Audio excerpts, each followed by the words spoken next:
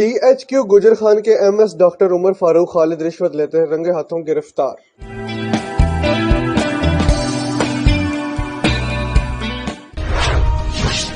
کوٹ مٹھن سے جانتے ہیں ذوالفقار علی بھٹی کی رپورٹ میں۔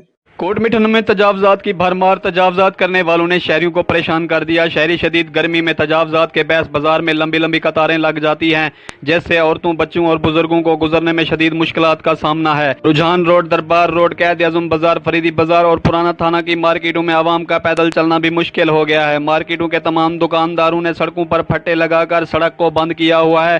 رہی سہی کسر ٹھیلا اور رکشوں نے پوری کر دی۔ کوٹ مٹھن کی ٹاؤن کمیٹی کی انتظامیہ نے بھی نااہلی کا ثبوت دیتے ہوئے سابقہ ریکارڈ کو برقرار رکھا ہوا ہے اور کوٹ مٹھن میں کام نہ کرنے کا عزم کیا ہوا ہے۔ کوٹ مٹھن کے شہریوں نے کمشنر ڈیرہ غازی خان اور ڈپٹی کمشنر راجن پور سے فوری نوٹس لینے کا مطالبہ کیا ہے۔